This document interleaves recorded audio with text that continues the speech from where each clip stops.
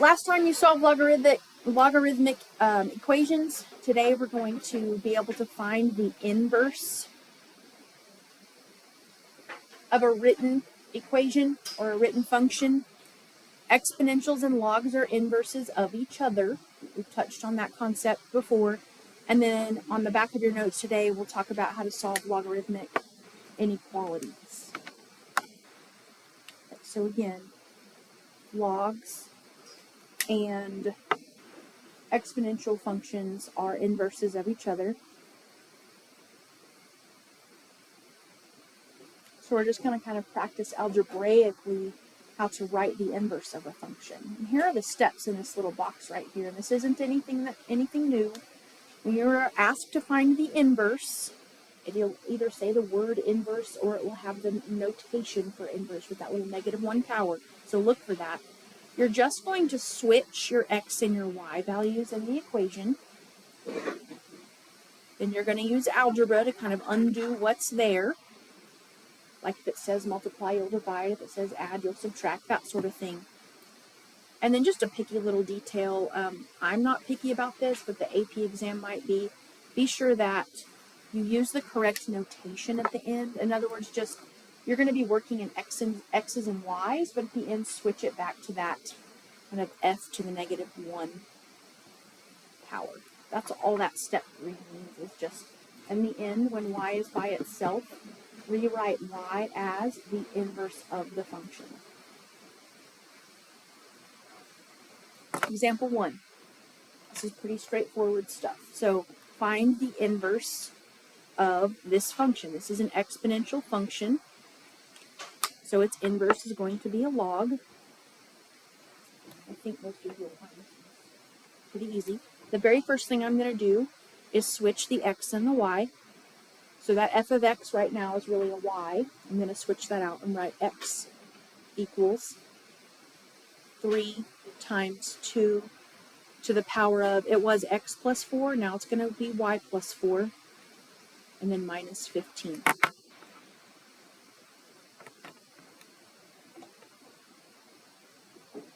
Okay, algebraically, my job now is to get y alone. Because y is in the exponent, I know I'm eventually going to have to take a logarithm, but I can't do that right now. I need to isolate this 2 to the power of y plus 4. That needs to be alone before I can switch this to log form. So what do you all think I'm going to do first? Am I going to get rid of or move the 3, or get rid of or move the minus 15? Algebraically, what would you need to do first?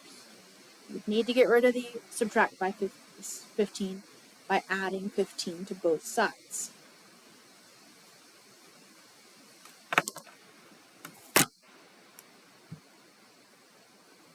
And now I'm able to divide by 3.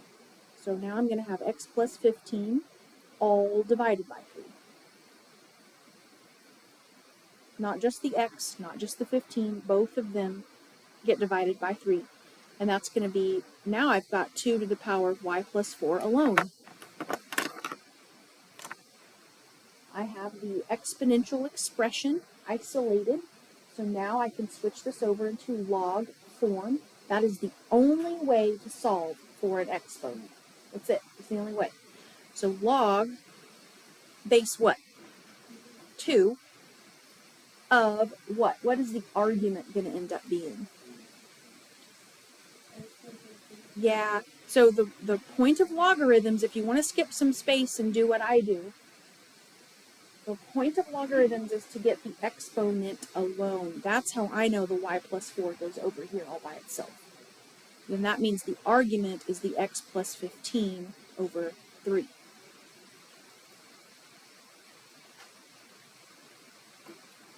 Y is almost by itself. The very last thing I need to do to get y by itself is to subtract 4. I'm just going to show my work up here. So the answer is going to end up being log base 2 of x plus 15 all divided by 3. Then subtract 4. And that's what's going to equal y. But instead of writing y, I need to put it back into function notation.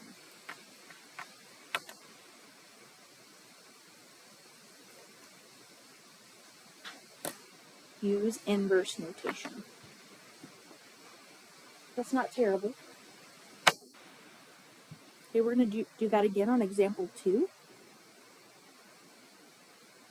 Find the inverse. Now this time we're given a log, which means our inverse is going to end up being an exponential function. The very first thing we need to do is swap the x and the y value. So g of x right now kind of represents the y value. I'm going to put x equals -3 times log base 5 of y minus 4 plus 6. Switch the x and the y. Our goal is to get that y by itself, so I need to isolate the logarithm. Very first thing I'm going to do is I'm going to subtract 6 from each side. And I'm sure some of you are kind of working a little bit ahead of me here. You're more than welcome to do that. If you're strong with your algebra skills, you know exactly what to do. Okay, now next, I'm going to divide by -3. And I'm just going to go ahead and write it like this, x minus 6 over -3.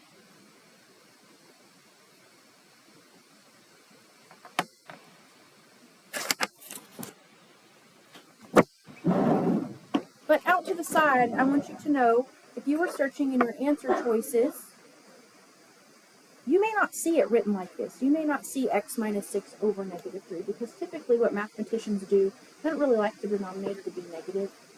So that's going to be the same thing as switching the signs of the top and putting it over +3. So that's the same thing as, I'm just going to go to the next line, I guess, -x plus 6 over 3. It's the only thing I changed from the pink line to the turquoise line is that right there. Those are the same thing. But you'll probably see it written this way. Okay, so now the logarithm is isolated. I've got log base 5 of an argument all by itself. So now I'm ready to switch over to exponential form. And the way we're going to do that is, okay, the base of the log is 5. So the base of the exponent is going to be 5.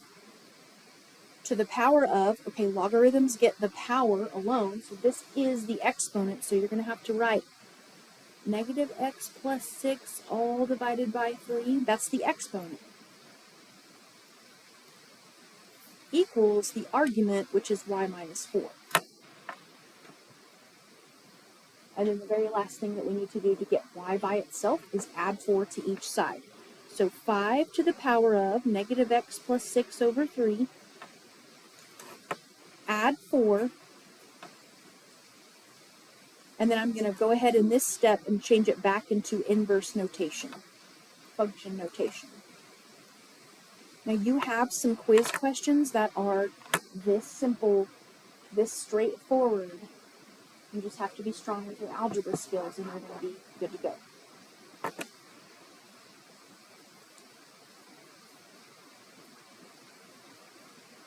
Now, example 3, the math is a lot easier than the 2 we just did. There's a lot less steps. You just have to know what the heck they're asking you. So this is totally, I think this is probably how the AP test would assess your skills. It says, let h of x be this exponential.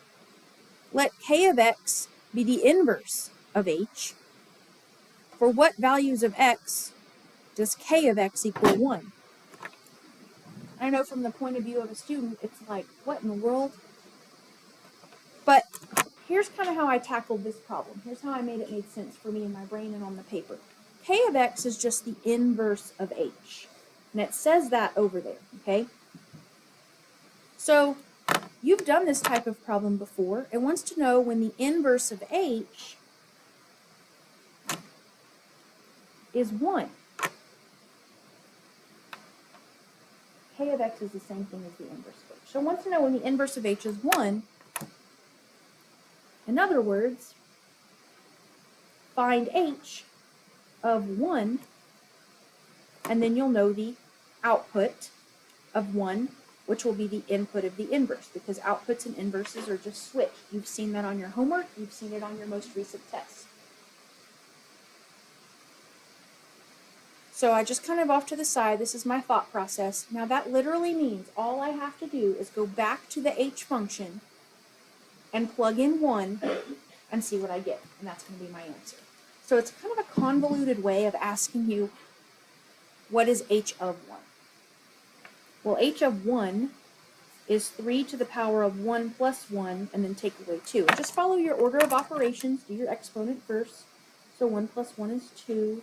That just says 9 minus 2, which is 7. That's why 7 is our answer. Not nearly as much work, but you have to know what to do. You've got some practices like that, practice questions like that on your homework. And I do believe there's one on the quiz next time like that. All right, go to the back. So we just practiced finding the inversive, a log and an exponential, kind of the AP style of that questioning. And then now we're going to solve inequalities involving either logs or exponentials. I'm not going to read that paragraph up there. It's just kind of how we've tackled this before. But let's look at example 4. The directions are really important because they're going to remind you of something super, super, super important. It says, solve each inequality using log properties and highlight or underline or circle rules about domain restrictions. That's going to remind you there are restrictions. The argument must be positive. The argument must be positive. So we may solve and we may get the answer, any x value greater than -5 will work. But before you circle that answer, you have to look back at your restrictions. So what I like to do is immediately right off the bat, I like to figure out the restrictions on my domain. And here's all you need to do. You need to look at the argument of the logarithm, okay? That's this x value right here. That must be positive. So right away off to the side, I'm going to write, no matter what, x has to be greater than 0. There's no way I could plug a number in less than 0. Now when we solve this and we get our answer, we'll revisit this, what I wrote out to the side in purple here, and we'll make sure that it satisfies that. So here's how you solve a logarithmic inequality. This says log base 3 of some number must be less than 4. So we're just trying to figure out what numbers we could plug in there to make this true. What you're going to do is you're going to force this into log base 3 on the right-hand side. So I want you to stare at this for just a second. I'm going to write it as log base 3 of 3 to the 4th power. The first question I want to ask you is, why did I do that? Why did I take this 4 and rewrite it as log base 3 of 3 to the 4th?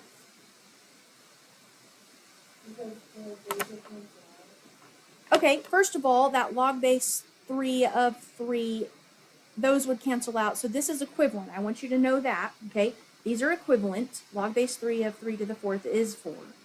But why did I write it like that? Like, what was the point of that?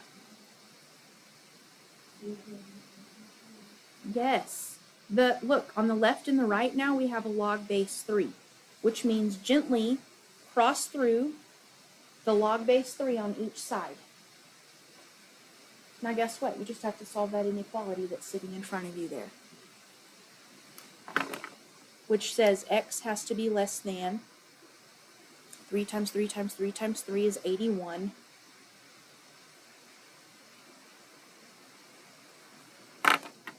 So lightly in pencil, I want to circle 2 things that we know about the values of x. They have to be positive, they have to be greater than 0, and they have to be less than 81. Now those aren't my answers, I'm not circling that. We're going to put that together in an answer. And we're going to say, okay, x can be any number between 0 and 81.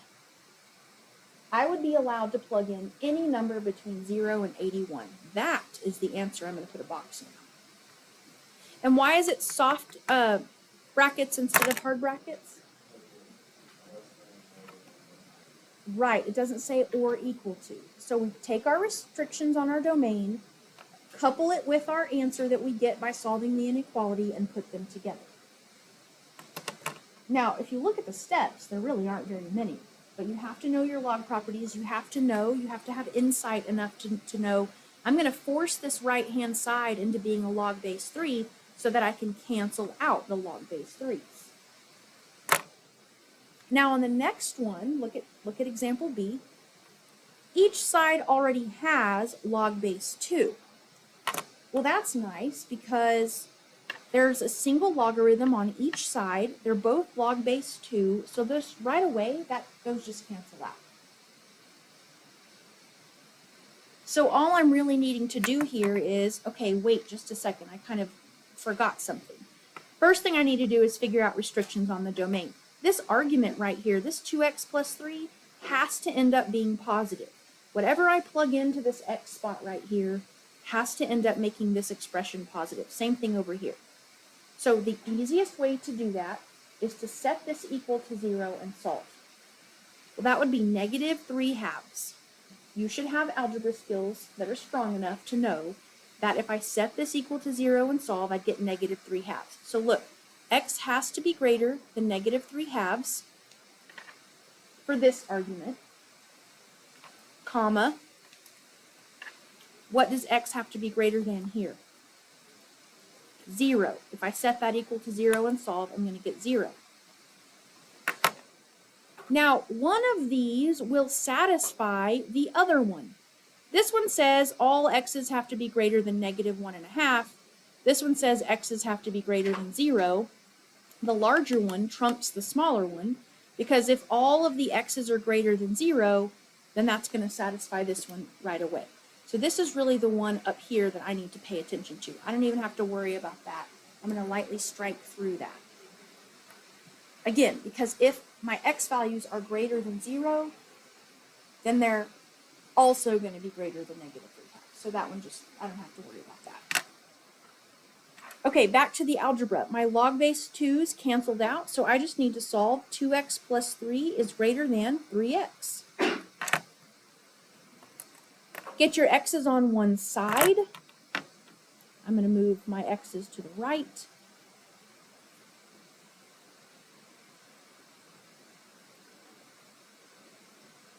That was really easy algebra. That says x has to be less than 3 if you want to revert back to the old alligator mouth. Okay, it's eating the 3, so x is less than 3. So again, I have two things that I need to consider. X's have to be less than 3. X's have to be greater than 0. So I'm going to put those together. X has to be between 0 and 3. And in Schoology, I just kind of put in the notes, that's where this is coming from. I'm allowed to plug in any number between 0 and 3 up here, and it will keep the arguments positive, and it will satisfy the inequality. It will make the inequality true. All right, look at C. We have log only on one side. We're going to force it to be like we did on example A, where we have a log on both sides so we can cross through them. So I'm going to leave the left-hand side alone. Log base 2 of x minus 4 is less than or equal to, so right away I know I'm probably going to have some hard brackets somewhere. How can I change the number 5 into log base 2?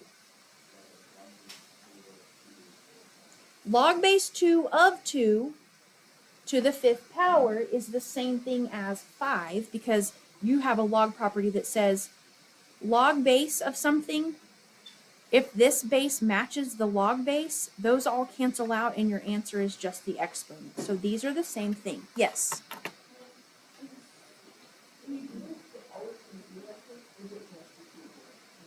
What do you mean?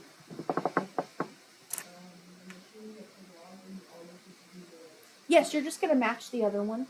And the reason you're going to match it is because there's another log property that says You can cross, like if you have a single log on each side and they're the same base, they cancel out. But hang on, I got ahead of myself already. I didn't do the restrictions on the domain. What must x be greater than? 4. That argument has to stay positive. So I'm going to have to kind of lightly circle that to bring my eyes back to that at the end. Yes?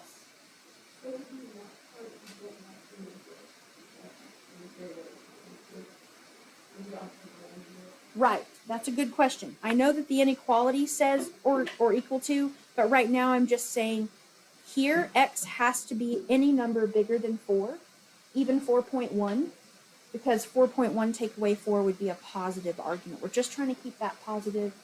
So you're correct. That's always going to be a greater than symbol. The argument can't be 0 either. True? Is that true? Yes. The argument can't be 0 either. So I could probably have said that better from the beginning. It has to be greater than 4. It can't be 4.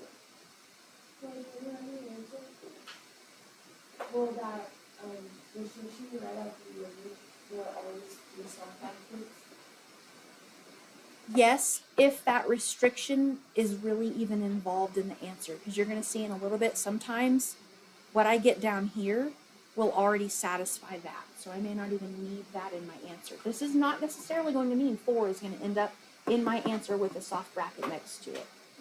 So just kind of wait and see some of these examples and see what happens. All right, we're going to cancel out the log base 2's, and we're going to solve x minus 4 is less than or equal to 2 to the 5th is 32. And then we're going to add 4 to each side.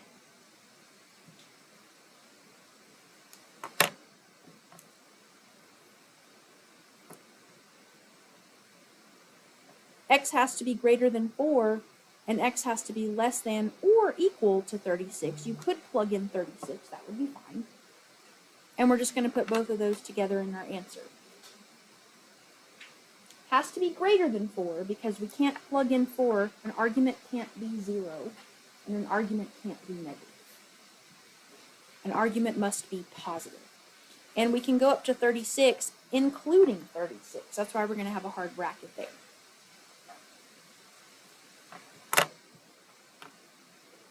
Again, the steps aren't very many, but you have to remember the rules and how to kind of piece everything together at the end. Now, example 5 is going to be more challenging. I'm going to warn you in advance. There's more steps to number 5. Let g of x equal 2 times log base 3 of x. H of x is log base 3 of x plus 6 plus 1. What are all the values of x for which g of x is less than h of x? So I'm reading over here that the function, the g function, has to be less than or equal to the h function. Now I'm going to come over here and I'm going to write that. The g function, 2 log base 3 of x, must be less than or equal to the h function, which is log base 3 of x plus 6 plus 1. The very first thing we need to do is make sure that each of our arguments ends up positive. So here, x must be greater than 0. I'm writing the restrictions of the domain, comma. In this argument, x must be greater than 6. Now, which of those really matters? The 6 matters. The bigger one matters because if a number larger than 6 is automatically going to be greater than 0. So this is really the only one that I need my eyes to look back at in the end. And excuse me, that should be negative 6, which means what I said is, hang on. Yeah, opposite. X has to be bigger than negative 6. Which means it really is the 0 one that will satisfy that. So greater than 0.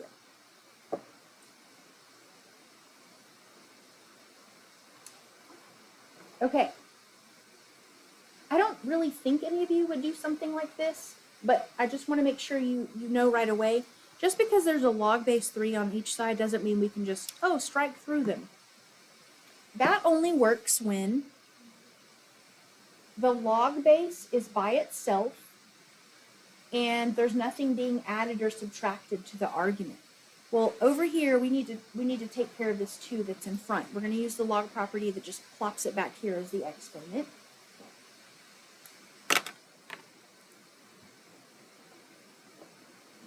So that's really going to be log base 3 of x squared. This is going to stay log base 3 of x plus 6, but don't write plus 1, because then I would still be stuck. I still would not be allowed, because that 1 is being added to the logarithm, I wouldn't be able to just cross through the log base 3's. So let's be clever. Let's change the number 1 into log base 3. Log base 3 of 3 to the first.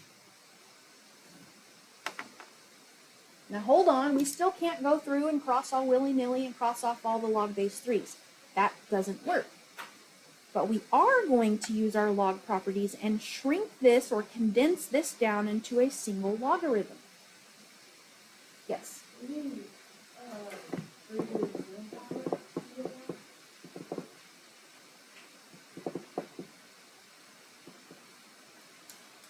If this was just a 1, then yes. But the rule still stands. You can change it into any log base you want. If the base of the log matches the base of the exponent, the answer is the exponent. Log base 3 of 3 to the first is 1. Because way back in the day, I can prove it to you, okay, if I was switching this into an exponential, it would be 3 to what power equals 3 to the first power, and it would be 1. Okay, so all of this mess right here is really the same thing as 1. All right, so what I had said was let's leave the left-hand side alone. That's still log base 3 of x squared. I'm going to use log properties to condense this side down into a single logarithm of base 3. And then and only then am I going to be able to cross through those log base 3's. There's just a lot of rules. So what log property am I going to use? What can I do with the x plus 6 and the 3 to the first?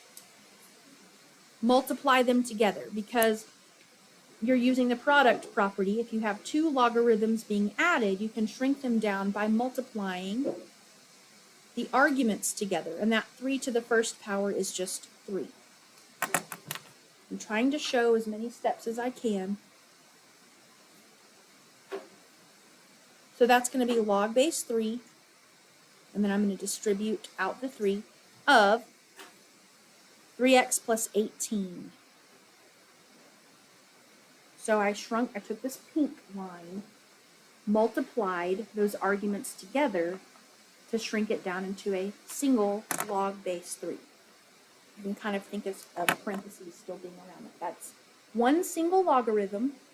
Nothing's being added or subtracted from the argument. So I want you to see what we did. We took this logarithm that had the plus 1 being added, which was kind of messing everything up. We changed it into the same log base, shrunk it all down to a single log. Now I'm able to cross through those. Now that's a lot of work. That's a lot of stuff to remember. That's why your homework is going to become critical for you, so you can practice this process over and over and over again.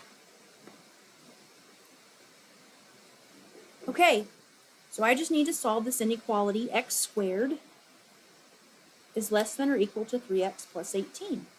This is quadratic. We need to move everything over here to the left to be with the quadratic term. That's going to be x squared minus 3x minus 18 less than or equal to 0.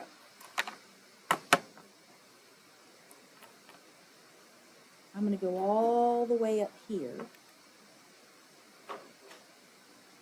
And we need to factor this. Factor this quadratic. It's a simple trinomial. Something times something that's negative 18 that adds to give you negative 3. What are those two numbers? Negative 6 and positive 3.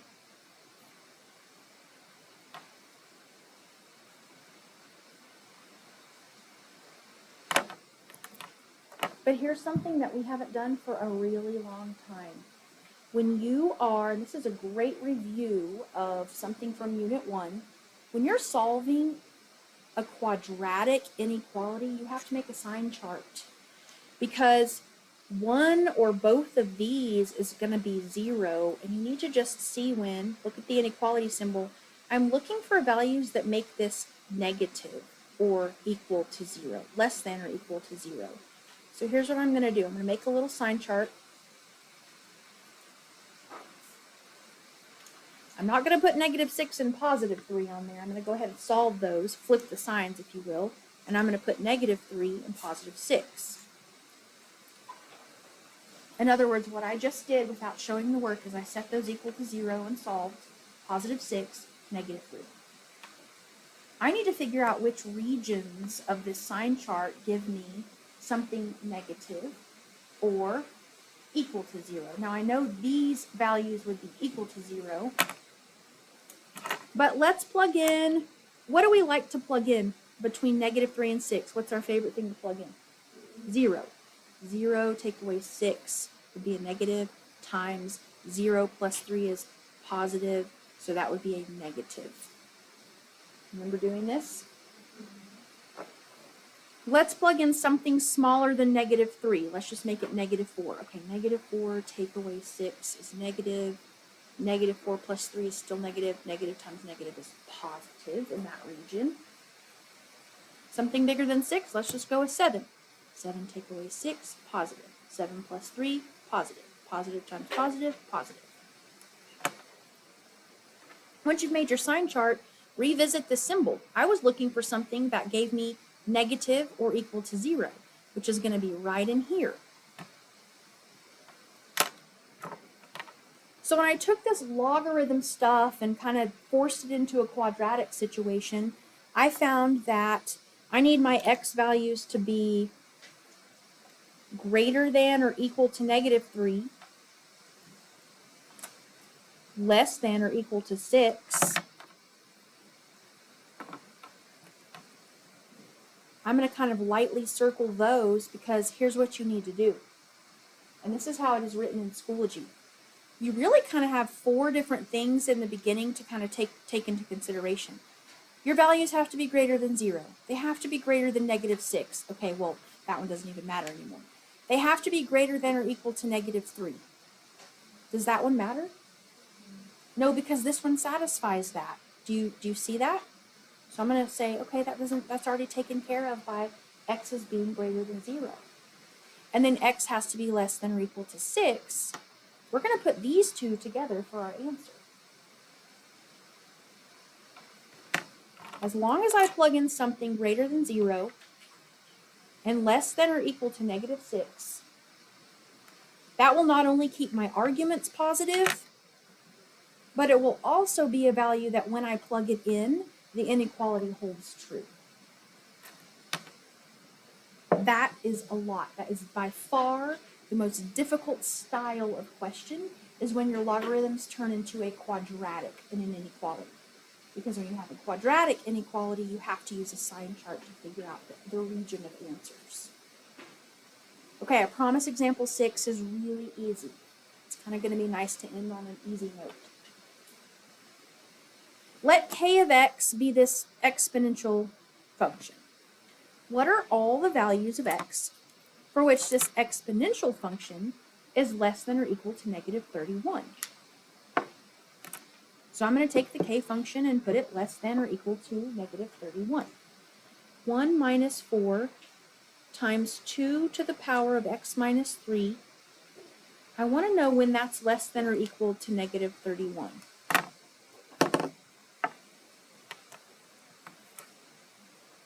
Let's isolate the exponential expression. Let's get this 2 to the power of x minus 3 alone. The very first thing I'm going to do is subtract 1 from each side. Subtract 1 from each side.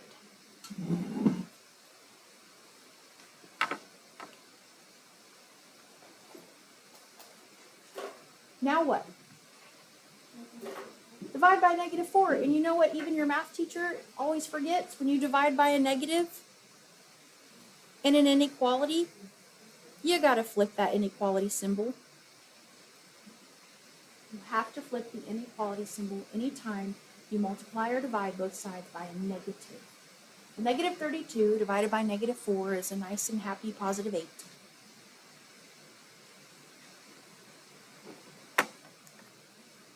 There's a hard way to do this and an easy way to do this. And I think the easy way is to just take a step back and look at the big picture.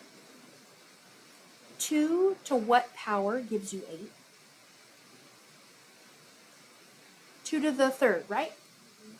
So just off to the side, my brain's saying, okay, 2 to the third is 8. Well, I'm looking for plugging in something where I get greater than or equal to 8. So what do I know about that exponent? It has to be greater than or equal to what? 3. 2 to any number greater than or equal to 3 will give me something greater than or equal to 8. That just means this. I know that exponent has to be greater than or equal to 3. And if you're like, well, where did the 8 go? I'm kind of switching gears. I'm kind of saying now, I'm like zooming in essentially and saying this exponent has to be greater than or equal to 3 to make this inequality true. Okay, so just solve that and you'll have your answer. Add 3 to each side. X has to be greater than or equal to 6. Do we have any sort of like arguments that we need to check and make sure we have restrictions for? Are there any arguments in an exponential? No, only logarithms have arguments that have to stay positive. So we don't even have that step to do. So here's our answer. You just need to remember if it's anything greater than or equal to 6, that's hard bracket 6 all the way up to infinity.